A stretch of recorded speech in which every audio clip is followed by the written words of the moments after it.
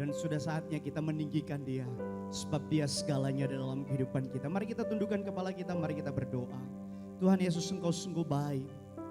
Terima kasih buat kelahiran-Mu Tuhan.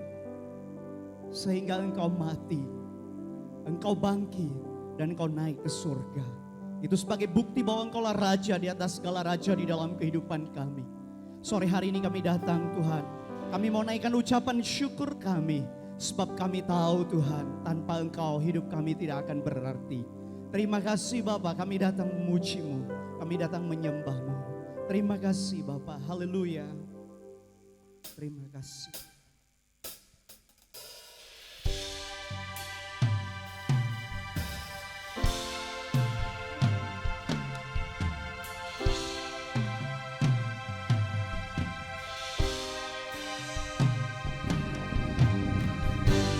Kami anak-Mu sore hari ini Tuhan, kami datang, kami percaya Tuhan, kelahiran-Mu membuat kami merdeka. Sebab Engkau yang telah menjadi Raja di atas segala raja. Kami sembah. Haleluya. Yes, Jesus. Haleluya. Hidup kami sore hari ini.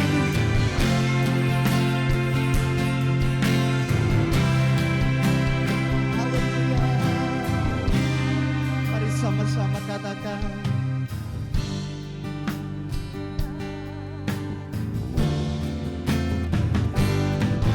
Raja.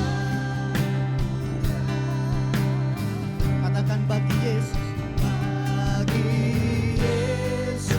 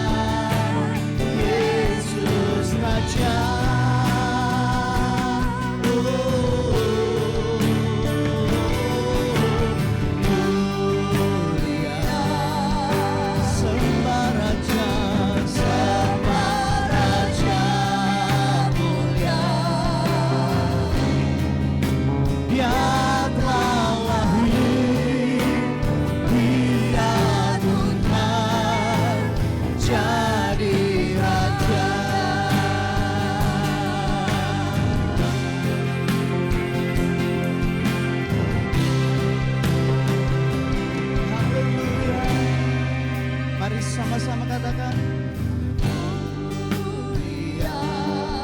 Sembah Raja mulia. Sembah Raja mulia. Bagi Yesus puji hormat dan kuasa. Mulia.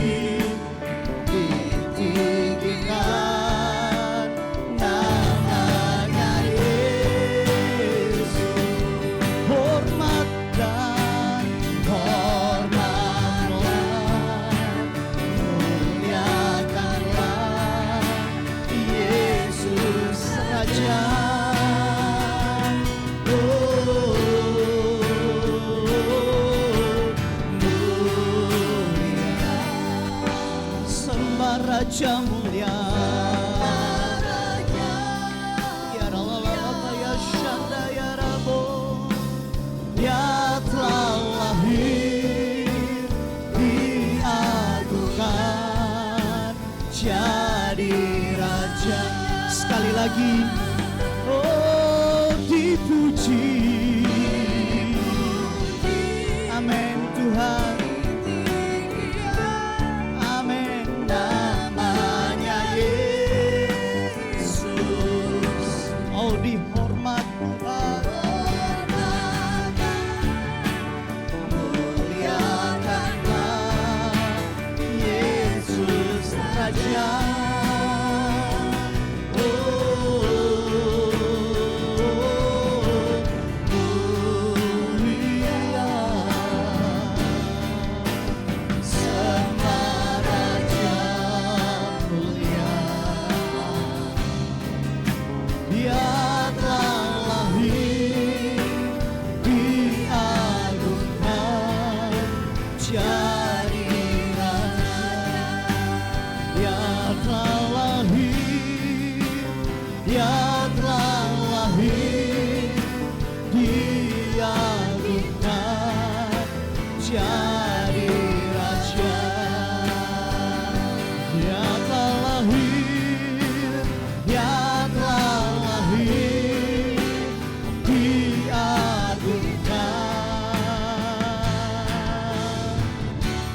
Jadi Raja.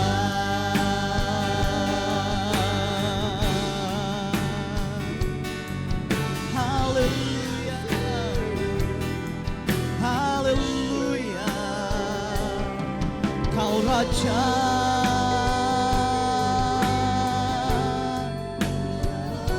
Kau Raja Tuhan.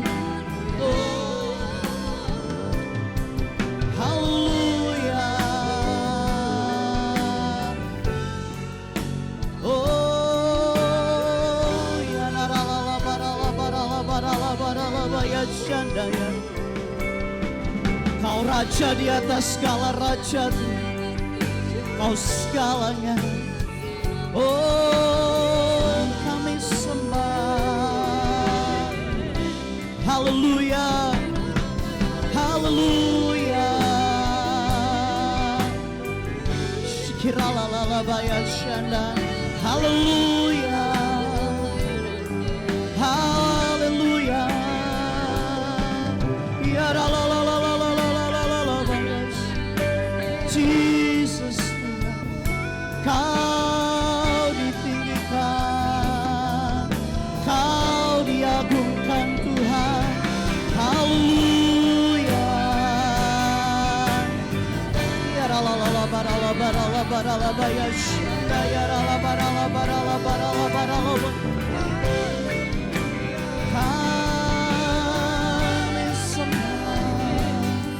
Ya ralalala barala barala barala barala. Ya ralalala bayashanda ya rala barala. Sebab Kau Allah yang hidup, sebab Kau Allah yang ajaib. Kau layak terima hormat, Kau layak terima pengagungan Tuhan. Kau layak, Kau layak. Shikiralala barala barala barala barala barala barala barala barala barala barala barala. Biarlah kami membebaskan setiap roh kami itu, sebab kami tahu di mana ada hadirat, di situ ada kemerdekaan. Ini kami menyembah. Haleluya. Yesus ditinggikan di tempat ini. Yesus diagungkan. Yesus Kau disanjung. Yesus Kau segalanya. Kau Raja, Kau Raja, Kau kemenangan kami, Kau Allah kami, Kau Allah kami. Biar Allah bala bala bala bala bala bala bala bala bala bala bala. Biar Allah papa papa papa papa papa.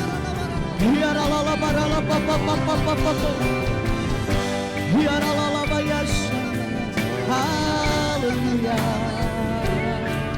haleluya, oh, haleluya, haleluya. Shikiralala barala barala bayasha. Haleluya, haleluya. Shikiralala. Hallelujah, yes Jesus, layaklah segala bangsa sujud kepadamu,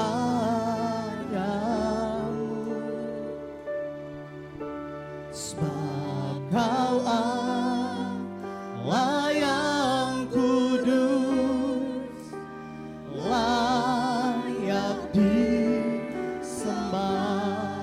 layaklah segala bangsa sujud kepadamu,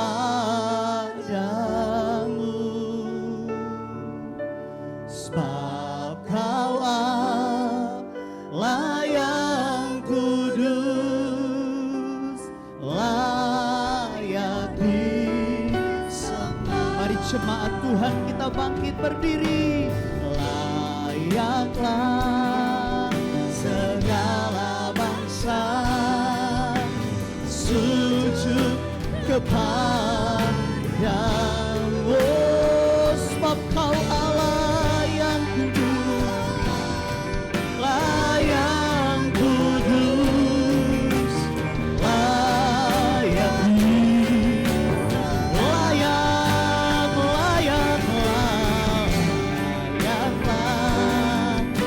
segala bangsa sujud kepadamu,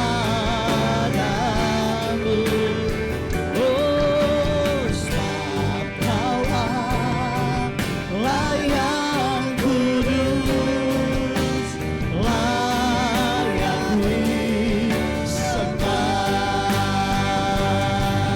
Angkat hatimu sembah Tuhan.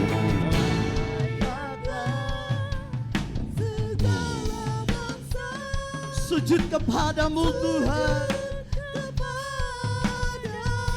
oh sebab Kau Allah yang kudus, layak angkat kedua tanganmu sembah. Layaklah segala bangsa, amin, sujud kepadamu, sebab Kau Allah yang kudus, layak oh Kau layaklah, amin, segala bangsa, amin, sujud kepadamu, haleluya, sebab Kau Allah yang kudus, layak oh sebab Kau Allah, sebab Kau Allah yang kudus, layak disembah. Kau Allah yang kudus, sebab Kau Allah yang kudus, layak disembah.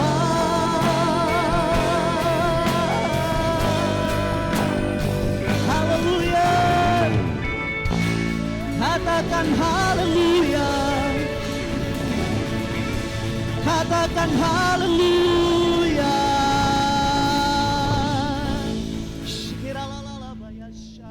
Kami percaya Tuhan, sukacita kami penuh di tempat ini sebab Engkau ada bersama dengan kami. Setiap kita yang mau memuji Tuhan lebih lagi sama-sama dengan saya, kita katakan amin. Berikan kemuliaan buat Tuhan kita. Haleluya. Berapa banyak di antara Bapak Ibu yang percaya bahwa Yesus lahir sebagai Raja di atas segala Raja. Yang percaya lambaikan tangan Bapak Ibu. Dia adalah kemenangan kita, yang percaya katakan amin. Berikan sorak-sorai dan kemuliaan buat Tuhan kita. Haleluya.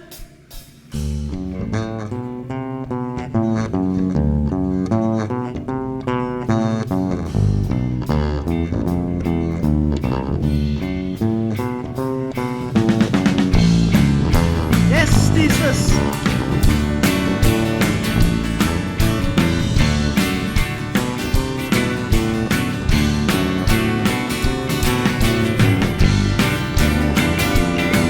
Haleluya.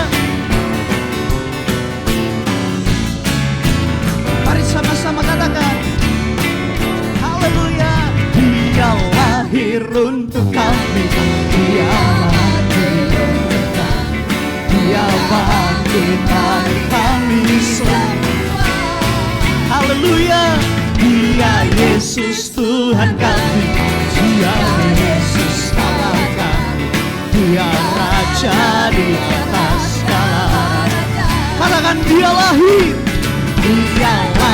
untuk kami, dia mati untuk kami, dia bangkit bagi kami semua. Dia Yesus Tuhan kami. Amin. Dia Raja di atas segala raja. Katakan dengan imanmu, dia itu firman Allah yang turun ke bumi. Amin. Yang jadi sama dengan manusia. Dia Yesus sobat kami, dia Yesus Allah kami, sang penebus juru selamat dunia. Mari sama-sama katakan dia lahir untuk kami, dia mati untuk kami, dia bangkit bagi kami semua. Dia Yesus Tuhan kami, dia Yesus Tuhan kami, dia Yesus Allah kami, dia Raja di atas segala.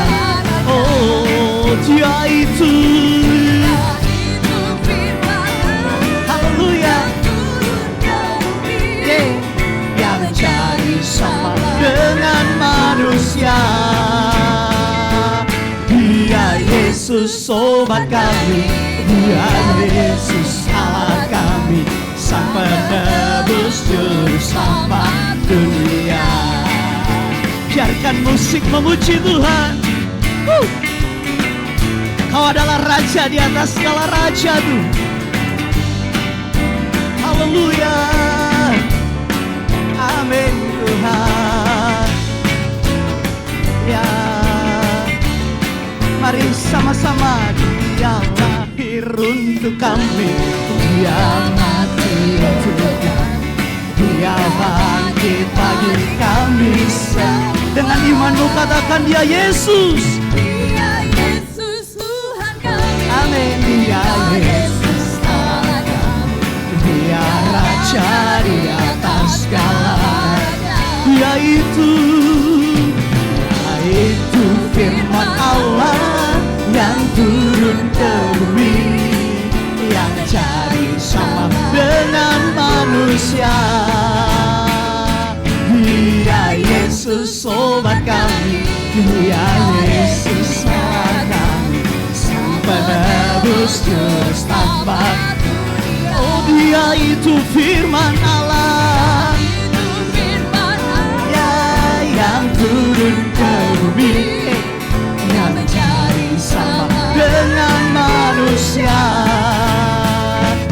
Dia Yesus sobat kami, dia Yesus Allah kami, penebus juru selamat, sang penebus, sang penebus juru selamat dunia, sang penebus juru selamat dunia.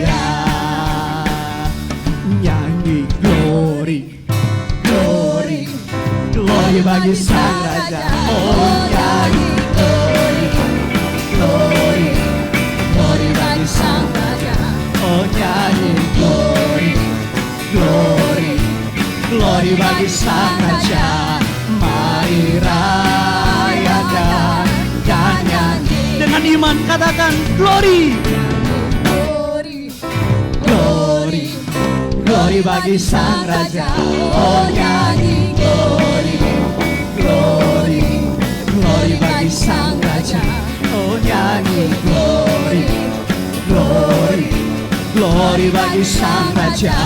Mari rayakan dan nyanyi. Dengan iman kita katakan, kita akan merasa bahagia bila kita menyembah Dia. Kita akan merasa sukacita bila kita semua nyanyi glory, glory, glory bagi Sang Raja. Oh nyanyi glory, glory, glory bagi Sang Raja. Nyanyi glory, glory, glory bagi Sang Raja. Mari rayakan dan nyanyi. Sekali lagi katakan nyanyi glory, glory, glory bagi Sang Raja. Oh nyanyi glory, glory, glory bagi Sang Raja. Nyanyi glory, glory, glory bagi Sang Raja. Mari rayakan dan nyanyi. Katakan kita akan merasa bahagia bila kita menyembah Dia. Kita akan merasa sukacita bila kita semua nyanyi glory, glory, glory bagi Sang Raja. Oh nyanyi glory, amin, glory bagi Sang Raja. Nyanyi glory, glory, glory bagi Sang Raja. Mari rayakan dan nyanyi. Semua boleh serukan, serukan, serukan, hehe, Kau Yesus Raja. Oh mari hehe, serukan, hehe, bahwa Yesus Raja. Oh mari serukan, hehe, serukan, hehe, bahwa Yesus Raja. Oh mari rayakan dan nyanyi. Katakan serukan, hehe, hehe, bahwa Yesus Raja. Oh mari serukan, hehe, hehe, bahwa Yesus Raja.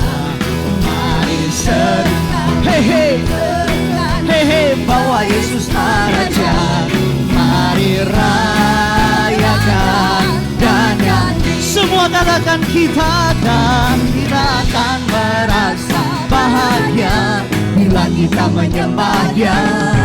Kita akan merasa sukacita bila kita semua nyanyi glory, glory, glory bagi Sang Raja. Oh nyanyi glory, glory, glory bagi Sang Raja. Nyanyi glory, glory, glory bagi Sang Raja.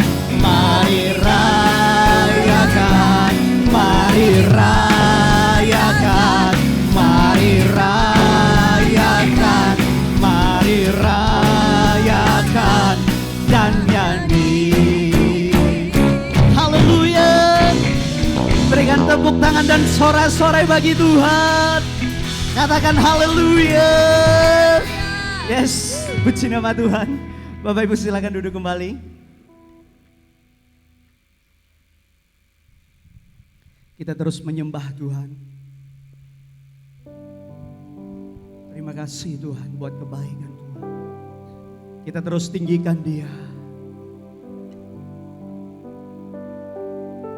Ketika Tuhan ditinggikan, kuasanya bekerja. Tuhan, kami terus menyembah Engkau sore hari ini. Terima kasih Bapa. Yes, Jesus.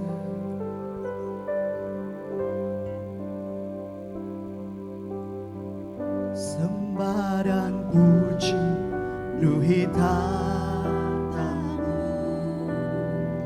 Sembah dan puji penuhi tatamu. Sembah dan puji penuhi tatamu. Yesus Tuhan adalah Raja. Sembah dan puji penuhi tatamu. Amin. Sembah dan puji penuhi tatamu. Sembah dan puji penuhi tatamu. Yesus Tuhan adalah Raja. Mari bawa hatimu lebih lagi di hadapan Tuhan. Katakan, Yesus kami puja, kami sembah sebagai Raja. Berdiri di tengah kami, ditinggikan dan dipuji. Katakan, Yesus, Yesus kami puja. Ini penyembahan kami, kami sembah sebagai Raja. Berdiri di tengah kami, ditinggikan dan dipuji. Sembah dan puji penuhi tatamu. Amin. Sembah dan puji penuhi tatamu. Sembah dan puji penuhi tatamu. Yesus Tuhan adalah Raja. Oh, sembah, sembah dan puji penuhi tatamu. Sembah dan puji penuhi tatamu. Sembah dan puji penuhi tatamu. Yesus Tuhan adalah Raja. Mari sembah Dia, Yesus Tuhan, Yesus Tuhan. Kau diagukan, Kau diagukan, Kau ditinggikan Tuhan. Sembah dan puji, sembah Dia, sembah Dia, sembah Dia. Oh, haleluya. Shikiralala barala barala bayasha. Shikinarala barala barala barala barala barala barala. Sembah dan puji Dia, sembah dan puji Dia, sembah dan puji Dia, Sang Raja. Mari jemaat Tuhan kita bangkit berdiri, katakan, Sang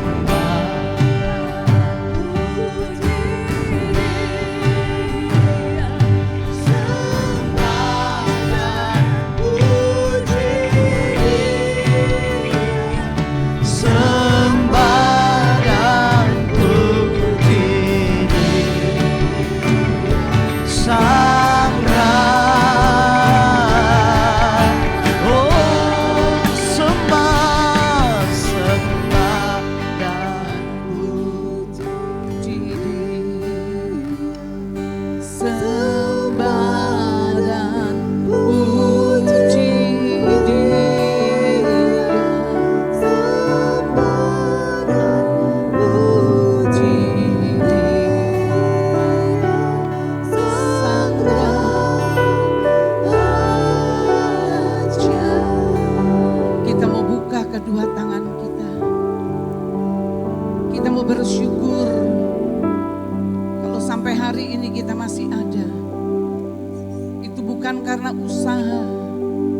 bukan karena kekuatan kita, tapi kita ada sampai hari ini. Itu karena belas kasihan Tuhan. Ayo kita sama-sama menaikkan pujian ini. Kita gak usah lihat kanan kiri, tapi kita berikan jiwa kita kepada Tuhan untuk menyembah Dia. Kita memberikan hati kita kepada Tuhan. Kita mau menaikkan syukur kita kepada Tuhan. Kita katakan sembah dan puji Dia. Saya minta keyboard saja yang naikkan pujian ini. Sembah dan puji. Angkat suaramu. Sembah dan puji Dia. Sembah dan puji Dia. Sang Raja. Katakan sembah dan puji Dia. Sembah dan puji Dia. Angkat hatimu, katakan dengan segenap hatimu. Amin. Sembah dan puji Dia, Sang Raja.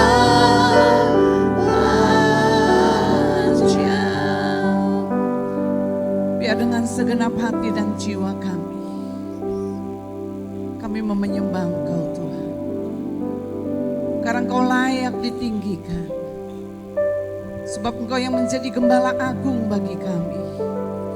Sebab Engkau yang akan memerintah menjadi raja di atas segala raja. Dan Tuhan di atas segala Tuhan di dalam alam semesta ini. Biar kami boleh menundukkan diri kami Tuhan. Kami boleh menaruhkan Tuhan seluruh kehidupan kami, roh jiwa tubuh kami ke dalam tangan. Oleh karena itu Tuhan Yesus, bukakan telinga pendengaran rohani kami. Untuk kami boleh menangkap apa yang menjadi bagian kami kerjakan. Apa yang menjadi bagian Tuhan, biar Tuhan kerjakan. Yang atasnya semua ini nama-Mu dipermuliakan. Hanya dalam nama Yesus sama-sama katakan amin. Tepuk tangan untuk Tuhan. Silakan duduk.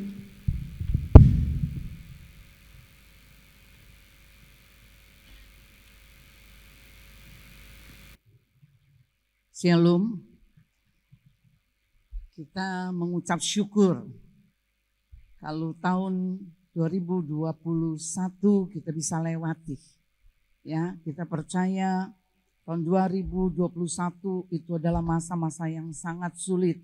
Bukan cuma Indonesia, bahkan dunia saudara. Tetapi kalau kita bisa luput sampai hari ini, itu bukan karena kekuatan kita, tetapi oleh karena apa? Roh Allah ada di dalam kehidupan kita. Kita bisa melihat banyak orang yang kita nggak bisa ketemu lagi ketika masa-masa COVID itu. Tapi saya katakan kepada saudara, pertolongan Tuhan itu tidak pernah terlambat. Amin. Saya mau katakan perayaan Natal tanggal 25 Desember. Saya mau katakan itu bukan berbicara lagi sebagai cuman kelahiran Yesus. Yesus tidak lagi menjadi bayi, tapi satu kali dia akan memerintah menjadi raja di atas segala raja. Saudara perhatikan kalau hari-hari ini, saudara kerasa atau enggak?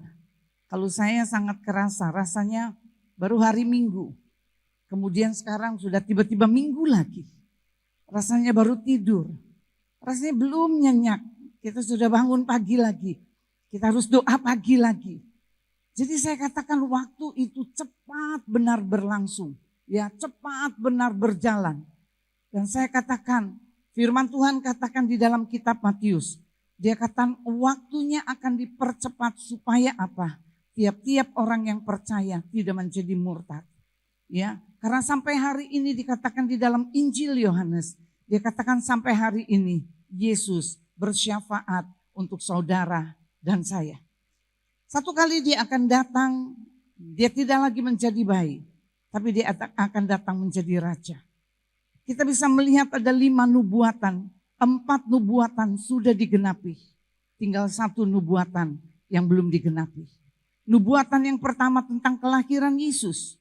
Kelahiran Yesus melalui nubuatan. Di dalam kitab Yesaya dikatakan bahwa akan datang seorang bayi, dia akan lahir. Namanya akan disebut Penasehat Ajaib. Dan itu digenapi. Kelahiran Yesus. Kemudian yang kedua, nubuatan tentang kematian Yesus. Dan kematian Yesus sudah digenapi. Kemudian bukan cuma kematian, kebangkitan Yesus digenapi.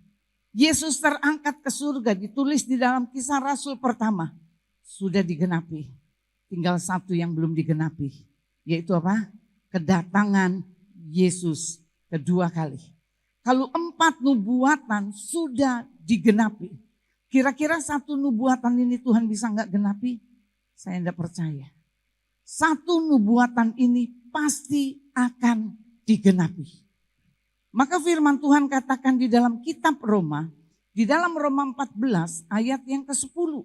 Dia berbicara, dia katakan, masing-masing saudara dan saya, kita akan berhadapan dengan Tuhan dan akan mempertanggungjawabkan apa yang sudah kita buat. Baik hal-hal yang baik maupun hal-hal yang tidak baik, kita akan pertanggungjawabkan. Ketika saudara bertemu dengan mungkin hamba Tuhan, mungkin dengan pelayan-pelayan Tuhan, saudara bisa tipu, ya. Kita bisa bohong, saudara. Tetapi kita nggak bisa bohong ketika kita berjumpa dengan Tuhan. Ketika kita sudah berjalan di dalam keabadian, saya katakan, saya ulangi kembali supaya segar ingatan kita. Saya katakan hidup itu adalah satu perjalanan. Satu perjalanan yang bermuara kepada kekekalan. Firman dikasihkan kepada saudara dan saya. Ada kebenaran firman dalam hidup kita. Dia menjadi penuntun. Daud dia berkata, gada dan tongkatmu itu yang menuntun. Jadi kebenaran ketika saudara terima Yesus, waktu saudara terima Yesus, maka kebenaran itu akan menyertai kehidupan kita. Ya, kita akan berjalan dengan kebenaran firman. Maka kita akan melihat saudara ketika kita berjalan, kita menuju kepada kekekalan, kepada keabadian. Waktu Tuhan kasihkan kebenaran firman, tapi Tuhan juga tidak lepaskan untuk kita bisa memilih. Kita mau lakukan firman, tidak melakukan, itu sudah bukan bagian Tuhan lagi. Keputusan demi keputusan ketika perjalanan di dalam perjalanan hidup kita. Kita mau ambil keputusan yang benar, kita mau ambil keputusan yang salah, itu ada di tangan kita. Ada kehendak bebas yang Tuhan kasih untuk kita bisa memilih. Tetapi ada firman yang menyertai kita. Kita sebagai orang percaya ketika kita berjalan, waktu kita berjalan, kita melakukan hal-hal yang salah. Saya percaya kebenaran firman dia akan mengoreksi hidup saudara. Ya, waktu dia koreksi hidup kita. Kita dengar firman, kemudian kita tahu ini hal yang salah. Saya nggak akan lakukan. Tetapi ketika saudara, waktu kita dinasehati oleh Roh Kudus. Waktu kita diperingati oleh Roh Kudus. Kemudian kita nggak mau dengar. Firman Tuhan katakan, ketika sekali diberitahu, saudara nggak mau dengar. 2 kali nggak mau dengar. Maka dia katakan Roh Kudus itu akan menjadi musuh saudara. Artinya apa? Apa yang saudaramu lakukan, apa yang saudaramu perbuat, Tuhan katakan terserah dan lakukan itu. Karena 1 kali kita akan mempertanggungjawabkan hidup kita di hadapan Tuhan. Bertanggung jawab. Dengan apa-apa yang sudah kita kerjakan. Dengan apa-apa yang sudah kita buat, kita pertanggungjawabkan. Maka hari ini saya akan membawakan tema, saya memberikan hidup karena belas kasihan Tuhan di dalam anugerah. Diangkat dari Efesus 2 ayat yang ke-8 sampai dengan ayat yang ke-10. Temanya adalah hidup karena belas kasihan Tuhan di dalam anugerah. Efesus 2 ayat yang ke-8 sampai dengan ayat yang ke-10. Sebab karena kasih karunia kamu diselamatkan oleh iman. Itu bukan hasil usahamu, tetapi pemberian Allah. Ayat yang ke-9, itu bukan hasil pekerjaanmu. Jangan ada orang yang memegahkan diri. Karena kita ini buatan Allah, diciptakan di dalam Kristus untuk melakukan pekerjaan baik, disiapkan Allah sebelumnya. Yang mau supaya kita hidup di dalamnya. Keselamatan dikatakan itu bukan hasil usaha manusia. Jadi saudara diselamatkan bukan karena hasil usaha kita. Juga bukan hasil dari pekerjaan kita. Bukan karena kita berbuat baik. Kita diselamatkan, bukan. Kemudian apa yang disebut dengan belas kasihan atau anugerah Tuhan. Saya katakan sesuatu pemberian dari Allah secara cuma-cuma kepada manusia. Cuma-cuma diberikan kepada manusia. Sebagai apa? Sebagai keselamatan. Dan ketika saya sudah terangkan tadi, ketika kita menerima penebusan, pada saat saudara menerima penebusan, waktu kita menerima penebusan, kemudian Yesus yang akan membawa kita kepada kebenaran. Karena dia katakan aku jalan, kebenaran, dan hidup. Kata jalan ini dipakai dengan kata kerja. Artinya ketika saudara menerima, waktu saudara percaya Yesus, saudara percaya kepada penebusan, kemudian dibawa saudara kepada Yesus. Waktu Yesus dia bawa saudara kepada kebenaran. Apa yang dimaksud dengan kebenaran? Injil Yohanes 17 ayat yang ke-17. Kebenaran itu berbicara tentang firman Tuhan. Kemudian Injil Yohanes yang pertama ayat ke-14 berbicara tentang Yesus yang menjadi manusia. Ketika kita menerima keselamatan, ketika kita menerima penebusan, maka saudara dan saya dibawa kepada Yesus dan Yesus yang akan menuntun saudara hari ini masuk kepada kebenaran, besok masuk ke dalam kebenaran dan sampai seterusnya kita bisa melakukan kebenaran firman. Ini yang Alkitab tulis, ini yang Alkitab katakan saudara. Jadi kita harus mengerti ketika kita menerima keselamatan, dia yang akan membawa kita kepada kebenaran. Tujuan dari Tuhan untuk kita, tujuan Tuhan memberikan penebusan bagi saudara dan saya. Alkitab mencatat dia katakan untuk kita berbuat baik. Katakan untuk berbuat baik. Katakan kanan kiri berbuat baik. Ya. Jadi kata berbuat baik di sini kita mengerti gini.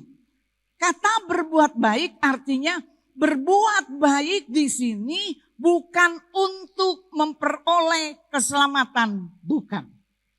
Kita memberi amal, kita memberikan bantuan kepada orang lain untuk kita menerima keselamatan itu salah.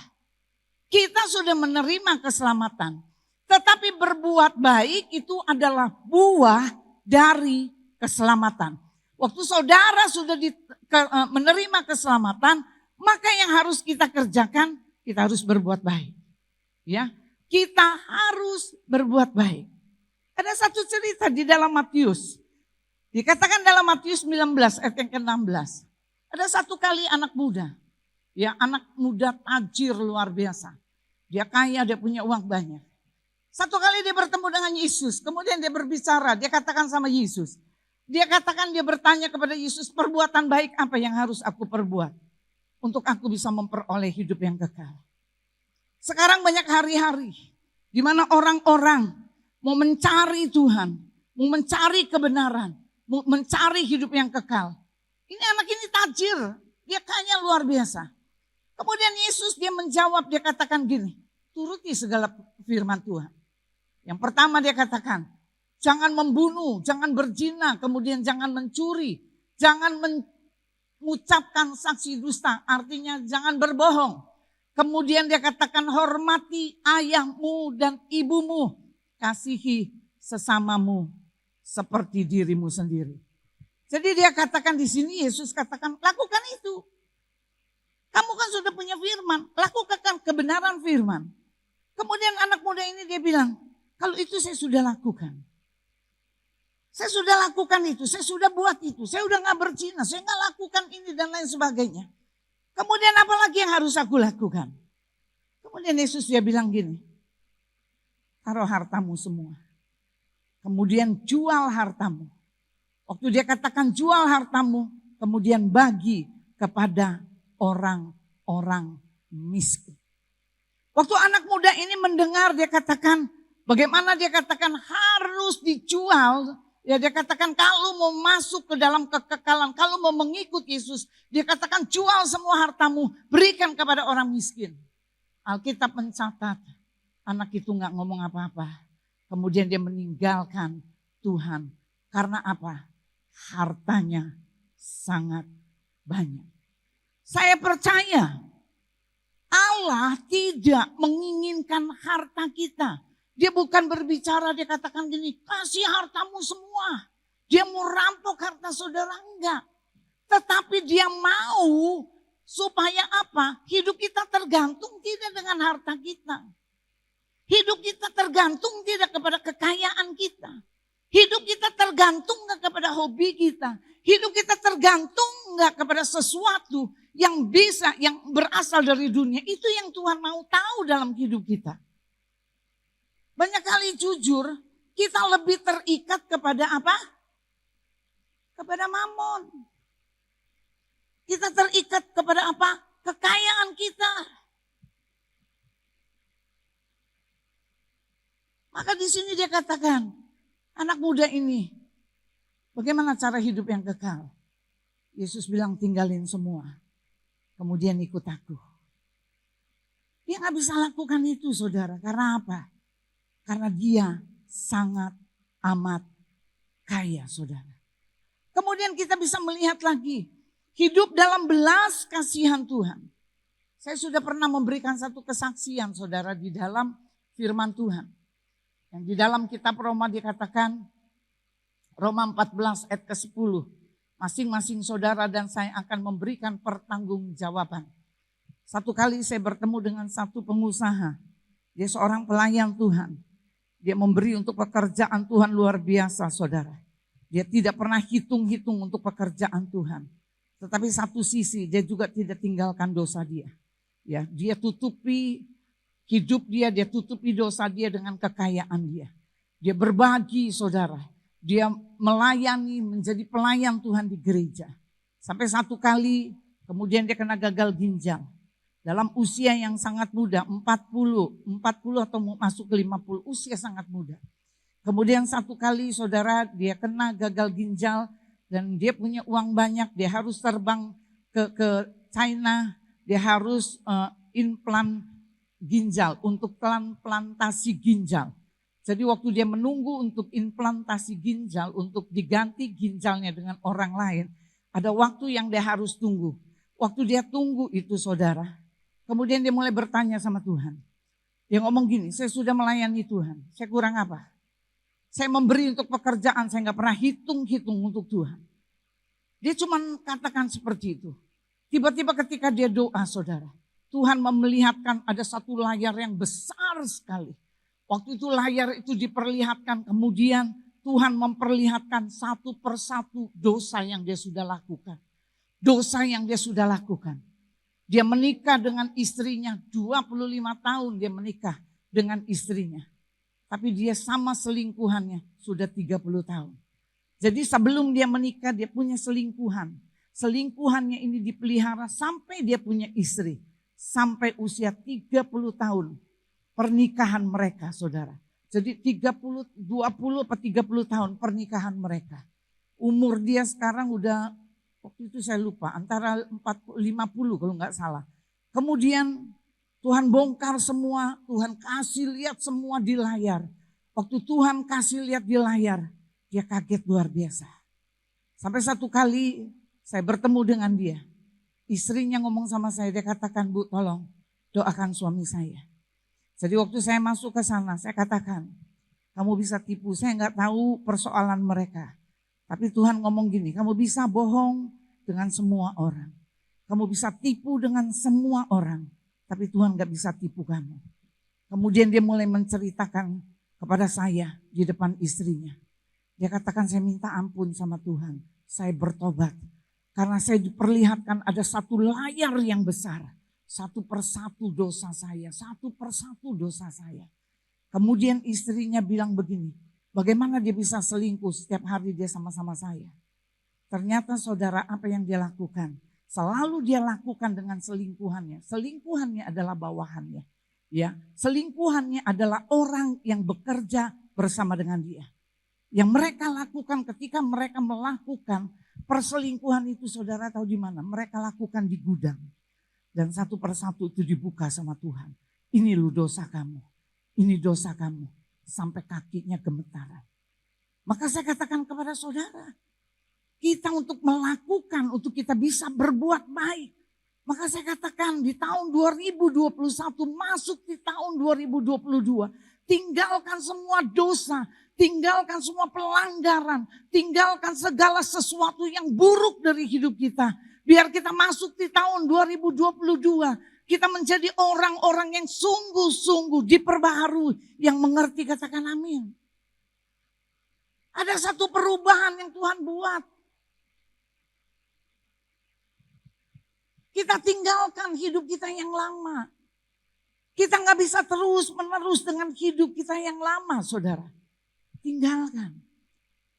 Karena kita nggak pernah tahu kapan Tuhan datang bagi saudara dan saya. Ketika Natal kita kumpul, tiba-tiba ada satu orang dia samperin saya, dia katakan, Tan, ayo kita kumpulkan. Kita nggak tahu loh tahun depan kita masih bisa kumpul apa enggak. Saya kaget waktu dia ngomong gitu.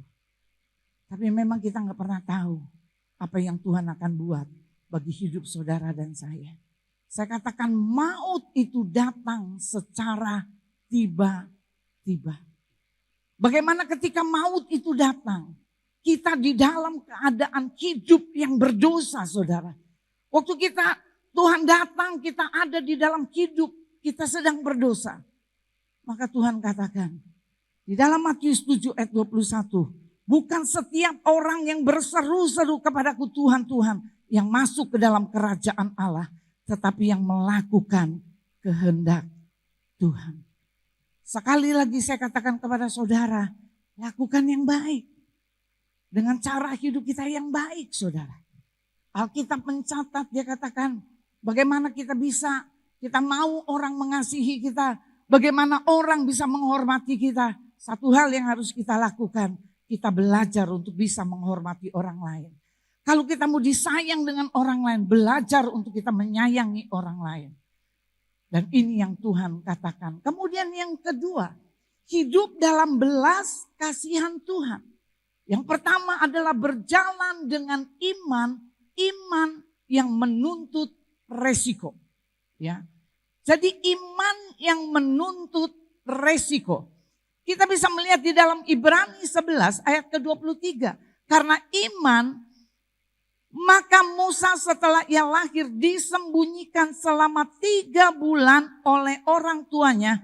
Karena mereka melihat bahwa anak itu elok rupanya, mereka tidak takut akan perintah raja. Alasan Musa disembunyikan selama 3 bulan, karena apa? Ada keputusan dari raja yang pada saat itu adalah Fir'aun. Fir'aun dia katakan bagi tiap anak-anak laki-laki dari keturunan Ibrani, ketika ibunya melahirkan keluar anak laki-laki, maka anak laki-laki ini harus dibunuh. Saudara bayangkan, ini orang tua menyimpan bayi itu bukan boneka, saudara. Kapan aja dia bisa nangis. Kapan aja dia bisa teriak. Dia minta susu dia bisa berteriak.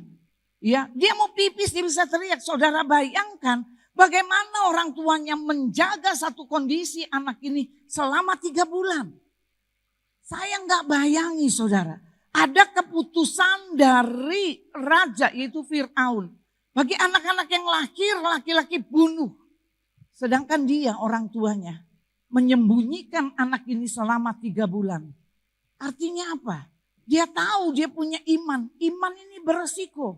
Kalau sampai ketahuan raja, kalau ketahuan sampai pengawal, atau kalau ketahuan sampai orang-orang sekeliling, maka nggak ampun Musa akan dibunuh, saudara. Penyebabnya kenapa alasan Fir'aun itu ingin membunuh anak-anak laki-laki dari Mesir. Karena cuma satu, saudara, demi mempertahankan kekuasaannya. Dia nggak mau kekuasaannya diambil alih oleh orang-orang Israel atau orang-orang Ibrani. Nggak mau, saudara. Karena apa? Pada masa itu perkembangan orang-orang Ibrani itu semakin hari semakin banyak dan semakin hari semakin banyak. Maka kekuatan mereka luar biasa, saudara. Fir'aun ini dia bukan cuma punya kekayaan, dia punya kuasa, dia punya kekuasaan yang luar biasa. Dia nggak mau kekayaan, kuasa itu diambil orang. Saudara bisa bayangkan enggak? Ketika saudara bisnis, saudara sudah punya nih segala macam. Tetapi ketika ada orang yang mulai menjadi tandingan saudara. Saudara dengan berbagai cara, bagaimana nih tandingan ini? Enggak bisa mengalahkan saya. Sama seperti Fir'aun. Fir'aun dia pikir gini, kalau sampai nih orang Ibrani ini semakin tumbuh menjadi pesat. Jangan-jangan kekuasaan saya diambil. Bukan berbicara cuma kekuasaan, berbicara tentang kekayaan. Jadi mereka, Fir'aun ini mengambil keputusan untuk membunuh orang-orang, anak laki-laki, orang-orang Ibrani itu dibunuh mati. Kita bisa lihat itu. Kemudian lagi saya memperlihatkan satu cerita tentang kitab Esther. Kitab Esther itu ada 4 tokoh yang diceritakan. Yang pertama Esther, kemudian Ahasiweros raja, kemudian yang kedua lagi berbicara tentang Mordekai. Mordekai ini adalah paman dari Esther, kemudian Haman. Saudara bisa melihat di dalam satu kerajaan bagaimana Haman ini ingin membunuh orang-orang Yahudi. Ya, dia ingin membantai semua orang Yahudi. Kemudian dengan jalan nggak ada ampun itu orang Yahudi harus dibunuh. Saudara tahu alasannya kenapa? Haman itu begitu niat untuk membunuh orang Yahudi. Karena Haman ini berasal dari Amalek, saudara. Dia keturunan orang Amalek, saudara. Pada masa itu Allah memerintahkan, dia katakan semua Raja Agag, kemudian orang-orang Amalek itu harus dibunuh mati, tidak boleh ada sisa. Dan termasuk raja, mereka mengalami dibunuh mati. Haman ini adalah salah satu keturunannya. Maka dia ingin membuat hal yang sama, dia ingin membunuh orang-orang Yahudi dengan cara-cara yang curang. Dia ingin lakukan itu. Tetapi Mordekai ini mengerti. Mordekai adalah orang yang takut akan Tuhan. Mordekai ini adalah paman dari Esther. Kemudian dia katakan, ayo kamu ambil puasa. Dia katakan kepada Esther, ayo kamu berjumpa dengan raja. Karena ada keputusan kalau kita seorang permaisuri tidak dipanggil raja untuk bertemu. Kalau permaisuri ini tetap ngotot bertemu, urusannya mati. Tetapi dikatakan Esther, dia katakan, aku akan menghadap raja. Sekalipun aku harus mati. Jadi saya katakan kepada saudara, hidup di dalam belas kasihan Tuhan adalah berjalan dengan iman. Untuk iman yang menuntut apa? Resiko. Saya pernah mengalami hal ini, saudara. Saya berjalan dengan iman dan iman itu menuntut satu resiko sama saya. Saya katakan ketika satu kali, ketika saya mulai jadi hamba Tuhan, bagaimana ketika anak saya masih sekolah, dia di Salatiga. Saudara bayangkan, suami saya seorang akuntan. Kemudian memutuskan untuk kami sama-sama menjadi hamba Tuhan. Waktu kami menjadi hamba Tuhan, saudara, kami mulai dari satu proses. Tuhan pakai proses tentang perekonomian. Saya sempat tanya ini kenapa? Tuhan proses saya perekonomian. Supaya ketika jemaat mengalami hal ini, maka kamu bisa berbagi. Kemudian satu kali anak saya, Edo, Novi ada di Surabaya, Edo ada di Salatiga. Kemudian satu malam Edo telepon saya, dia katakan mama kalau mama tidak kirim uang, saya besok udah gak ada makan lagi. Padahal saat itu kita gak punya uang. Kita harus kirim uang lagi ke Novi, pada saat itu kita gak punya uang. Kemudian saya ikut doa puasa, waktu saya ikut doa puasa. Kemudian Tuhan melihatkan saya, dia Yesus berjalan di atas air. Waktu saya lihat Yesus berjalan di atas air, saya berpikir, saya pasti masalah saya bisa selesai. Saya pasti bisa kirim uang untuk anak-anak saya. Kemudian saudara, waktu saya lihat itu, saya bilang sama suami saya katakan saya lihat Yesus jalan di atas air. Tetapi kemudian saya pulang, satu pertanyaan. Waktu saya lihat janji Tuhan, apakah di lapangannya masalahnya saya langsung dapat duit?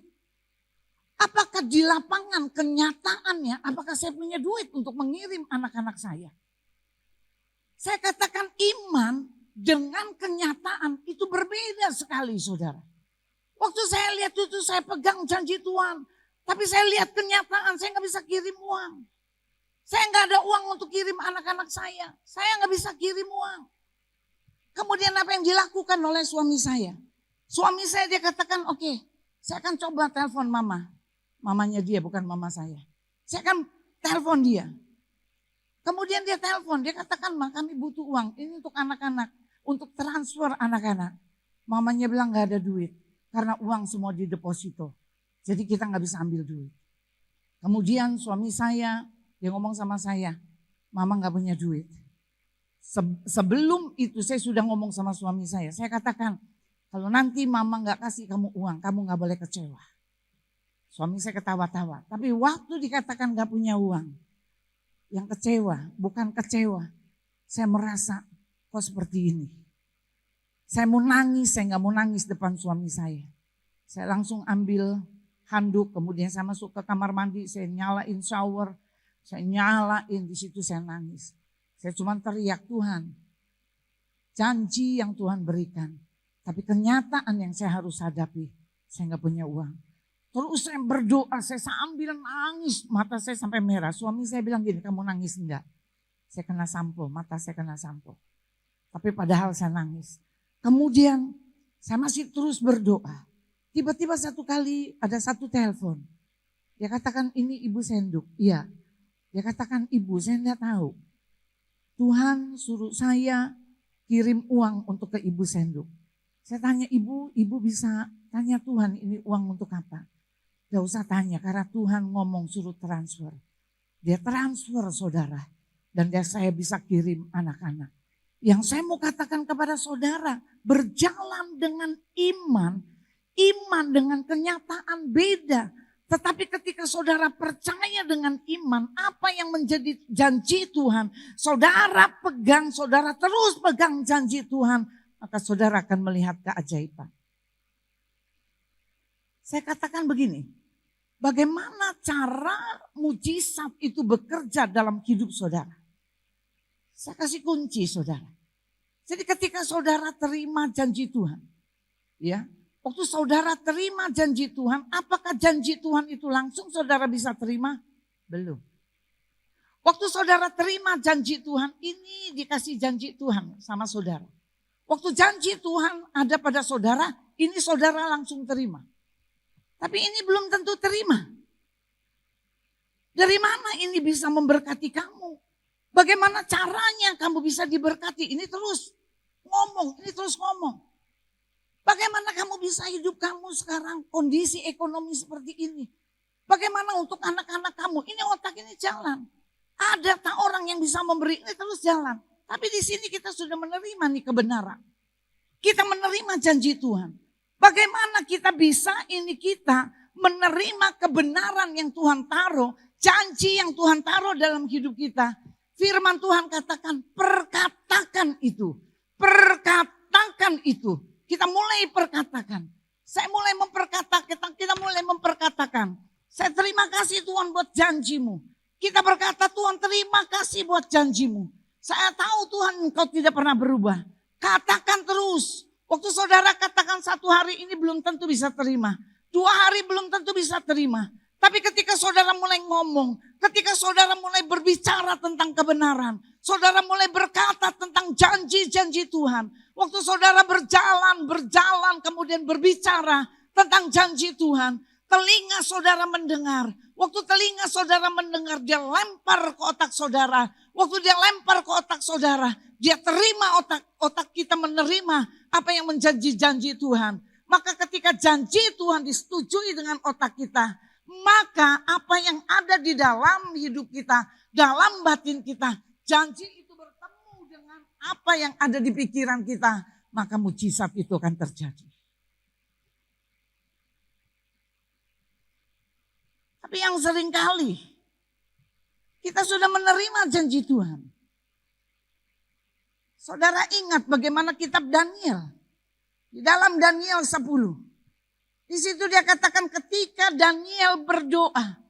Butuh waktu berapa? 21 hari Tuhan untuk menjawab. Karena dia harus berhadapan dengan penghulu-penghulu udara. Ketika saudara kita menerima janji Tuhan. Ada waktu mungkin 21 hari. Ada waktu mungkin 1 tahun. Ada waktu mungkin 2 tahun. Kita gak bisa setia dengan apa yang Tuhan berikan kepada kita. Kita gak pernah menerima apa yang menjadi janji Tuhan. Satu kali saya membaca satu buku yang ditulis oleh Robert Liardon. Ya, dia berbicara, dia katakan ada satu orang. Satu bapak, dia ngomong sama Tuhan, Tuhan saya minta motor. Dia minta sama Tuhan, Tuhan saya minta motor. Dia mulai perkatakan, butuh waktu sekian tahun. Tetapi pada saat Tuhan katakan, oke, saya deal dengan motor saya akan kasih. Waktu saya mau turunkan itu motor, tiba-tiba orang gini ngomong, rasanya Tuhan gak jawab doa saya. Rasanya gak bakal dah saya dapat motor. Maka motor itu kembali lagi.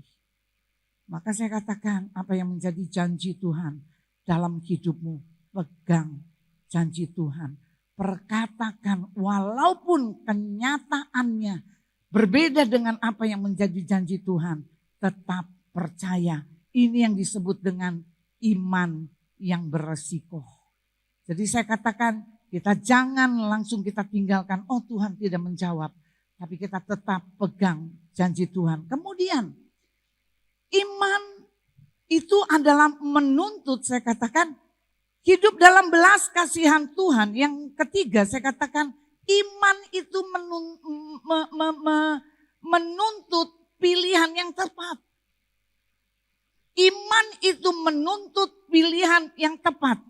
Di dalam kitab Yosua 24 ayat yang ke-15. Tetapi jika engkau anggap tidak baik untuk beribadah kepada Tuhan, pilihlah pada hari ini. Kepada siapa kamu akan beribadah? Allah yang kepadanya nenek moyangmu beribadah di seberang sungai Efrat. Atau Allah orang Amori yang negerinya kamu diamin ini. Tetapi aku seisi rumahku, kami akan beribadah kepada Tuhan. Ini satu pembaharuan perjanjian Sikem, saudara. Di mana di situ diceritakan Yosua. Yosua mulai berbicara karena dia lihat bangsa Israel pada saat itu mereka sudah mulai undur dari Tuhan. Kemudian dia mulai menceritakan bagaimana bangsa Israel, dia mulai ingatkan, dia mulai menyegarkan pikiran orang-orang Israel. Dia katakan kamu harus tahu bagaimana kamu dikeluarkan dari perbudakan. Bagaimana kamu berjalan dipimpin oleh Allah.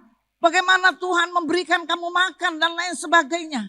Kemudian Tuhan mulai, Yosua mulai menunjukkan banyak hal kepada Yosua mulai menunjukkan kepada bangsa Israel.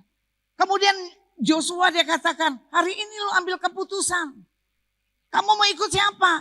Mau ikut Allah lain atau mau ikut Allah yang sudah menuntun kamu, yang mengeluarkan kamu dari tanah, dari perbudakan masuk kepada tanah perjanjian. Hayo hari ini ambil keputusan.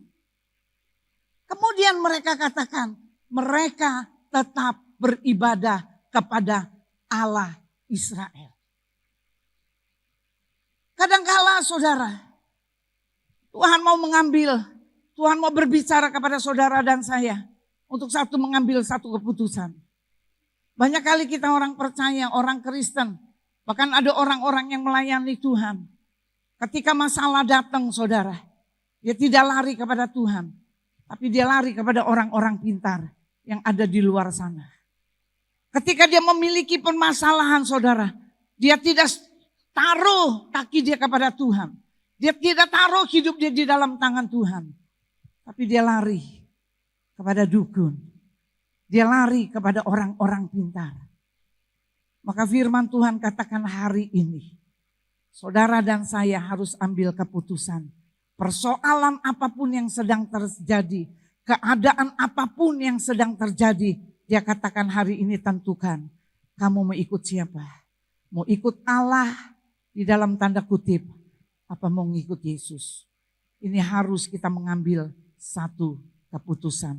Jadi kita bisa lihat, biarlah kita hidup di dalam belas kasihan Tuhan. Belas kasihan Tuhan di dalam anugerah. Kita tidak lakukan apa-apa tapi Tuhan memberikan keselamatan. Untuk apa? Untuk kita melakukan hal-hal yang baik yang kita bisa kerjakan. Biar dari kehidupan kita hal-hal yang baik yang kita lakukan, orang-orang bisa lihat. Terutama keluarga bisa lihat. Anak-anak bisa belajar untuk mengasihi orang tua, untuk bisa menghormati orang tua. Maka saya katakan, bagi saudara yang masih saya selalu ngomong, bagi saudara yang masih punya orang tua, kasihi orang tuamu. Karena ada satu waktu dia akan pergi. Waktu dia pergi dia tidak akan kembali. Dan saudara akan menyesal. Tapi saya katakan seperti anak muda ini bertanya, apa yang saya harus lakukan? Untuk saya bisa menerima kekekalan. Salah satunya hormati ayah ibumu. Mengasihi mereka, mencintai mereka dengan segenap hati. Kita mau bangkit berdiri.